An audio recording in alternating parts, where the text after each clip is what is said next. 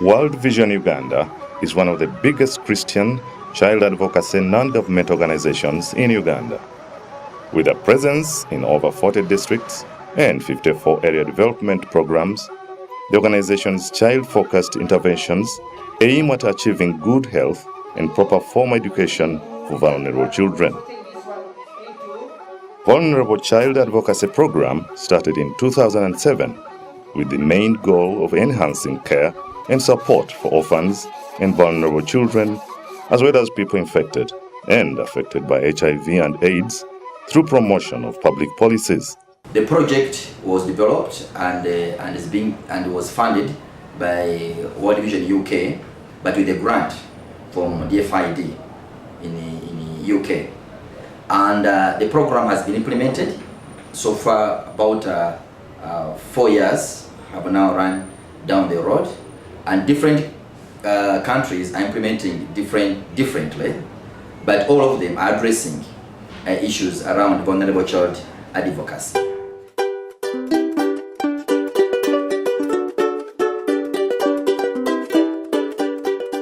One of the intended outcomes of vulnerable child advocacy is to change local cultural practices, individual and community attitudes and behavior, as well as traditions that perpetuate inequality and deny justice to children.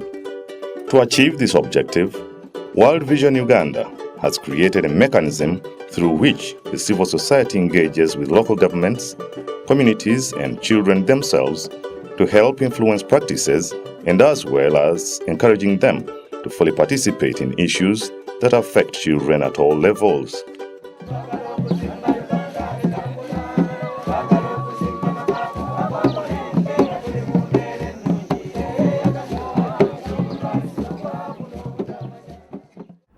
The project had, two key objectives that it was supposed to achieve, and one of them was an issue of strengthening capacity of staff, both at national level and also at ADP level, to carry on obviously advocacy work. And then secondly, it was supposed to guide or to have a more deliberate and focused advocacy by the national office and ADPs in terms of responding to issues of children and obviously.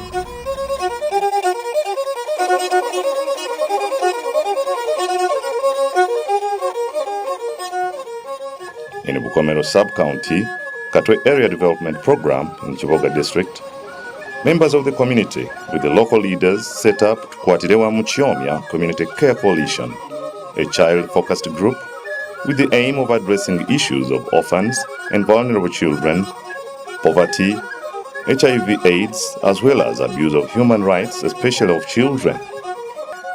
After undergoing training in children's rights and other protection issues, the community care coalitions went on to identify and address advocacy concerns in their area.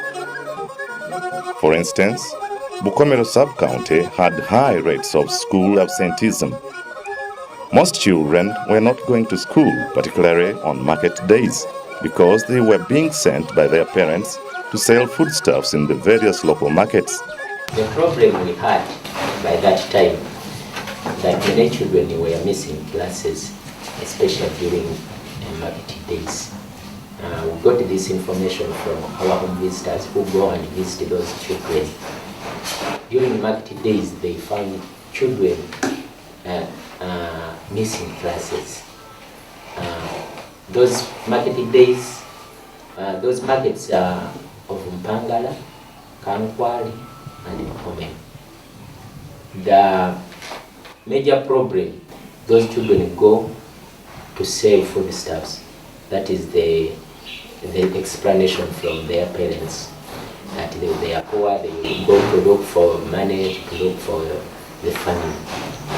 So when we got several reports from those home visitors, we decided to form a bylaw so that the child rights are not violated. That's why during our meeting on that 6th June, we formulated this bylaw, and we shared this bylaw with the local leaders, the chairperson, LOC1s, and our councillors, who represented our parish at the sub-county. So when we formulated this bylaw, our purpose was to reduce the number of children going to the market. This is one of the most outstanding successes the Vulnerable Child Advocacy Project model has achieved in this area. The advantage was that there was a lot of support that the community got from the local leadership. And because the local leadership is part of the community care coalitions, that actually, extensively made sure, supported the whole process, because it was a consultative process.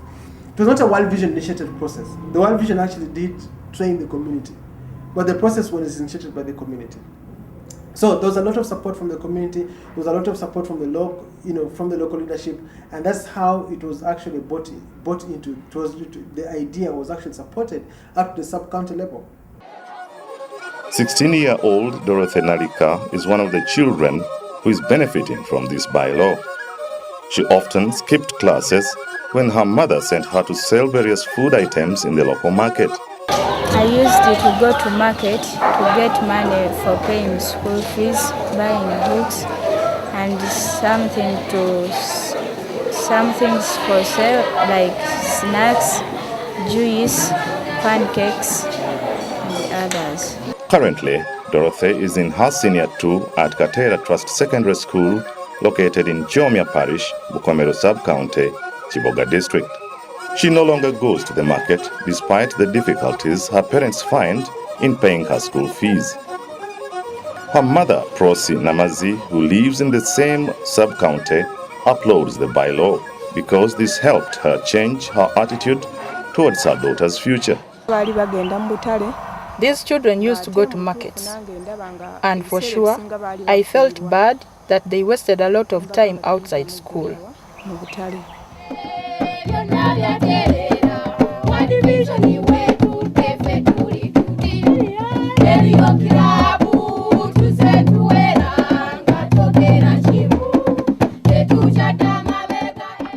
Aerial Club is a drama group that comprises children affected and infected with HIV/AIDS.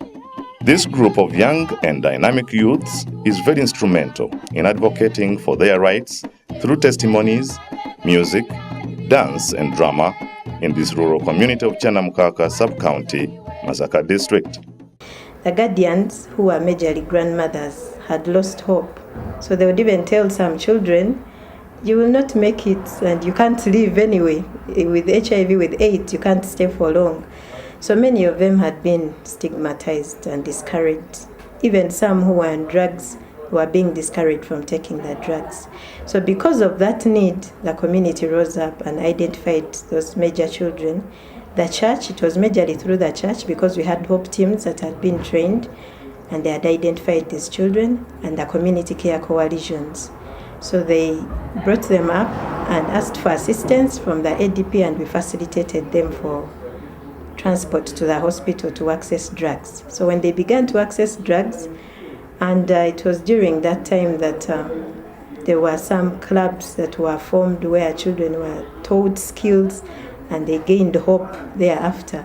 So through that, in those groups, they started doing drama and reaching out to the community, and the community heard the children's voice and they were transformed by their ways and what they were doing. So many people would even come up and bring their children to find out their status so that they can get help.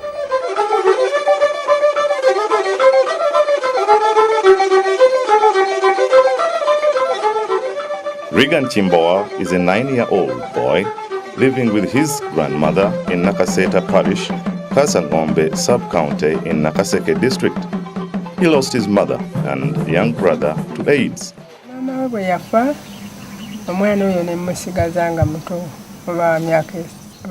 After his mother's death, I started taking care of him at the age of 2.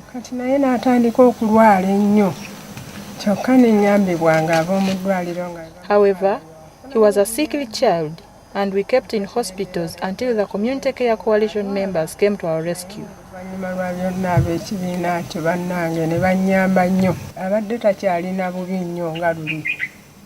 He is now in a better condition after the CCC's intervention.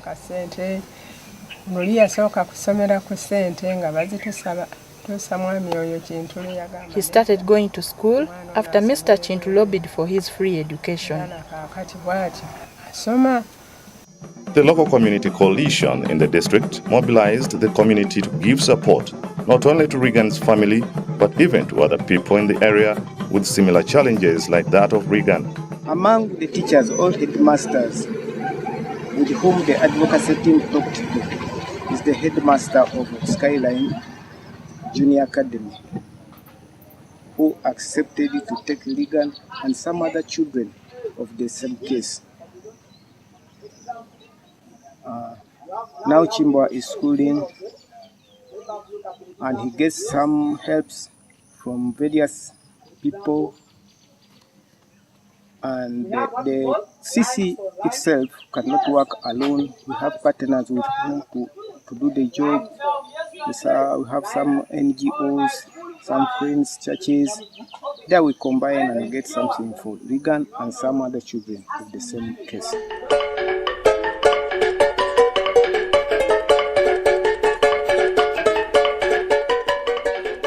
Child participation is one of the components of the child advocacy program, where children are involved in the development of their policies to fight for their rights.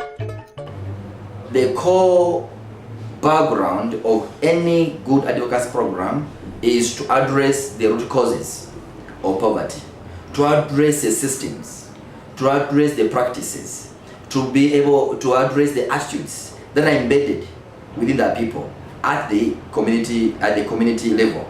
So this project is really addressing those very attitudes which are found among different people. Could be the leaders, could be the chiefs, could be the people perpetuate certain kind of practices at the community level.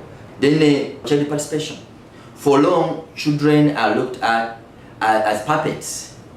We speak on their behalf, or in most cases, what we call child participation is that they're speaking out the voices of the adults, but they're not actually themselves speaking on their behalf. So this project has been working around to ensure that the voices of children are heard on issues that affect them. If it is about early marriages, what's the opinion of the children? If it is about female genital mutilation or cutting, what's the voice of the children? How are they participating in those decisions and processes that affect their well-being, especially more so vulnerable children? So this project has worked so much with the children, using different child participation methodologies, so that voices are being heard at different levels to inform decision makers in how to address the issues that affect the well-being of children. For instance, in 2009, during the National AIDS Conference, children were given the opportunity to speak about their experiences and the need to involve them in HIV and AIDS policy making. We suggested that children with HIV need special care, and they also need support from different organizations. They also need government support. They face problems like discrimination. They also face a problem of poor feeding and lack of parental love. The Child Advocacy Program has achieved its intended objectives at the national level, with a significant contribution made in the formulation process of National Orphan and Vulnerable Children Strategic Plan. However, structures for advocacy at the community need further strengthening, as this in turn directly impacts on the welfare of vulnerable children. We've developed a model out of the pilots that we have been able to do for the 6 countries. A model has been developed, what we call a vulnerable child advocacy model, which model is addressing the elements that I mentioned earlier on, influencing governments, working with the communities, or ensuring there's a community ownership, and the other one of child participation and influencing attitudes and behavior of people at the community level. So I think the major focus where we are going in the next 3 years is that we would like to roll out this advocacy, vulnerable children advocacy work in other countries. But for the 6 countries, we are not only going to end in particular community we've been, but also moving to other communities, because the project was not like covering an entire country. We've only been able to work with particular communities. And therefore, in those 6 countries, we would like to move to other countries. To other communities, not staying in those very communities we've been working. Then also move to other countries.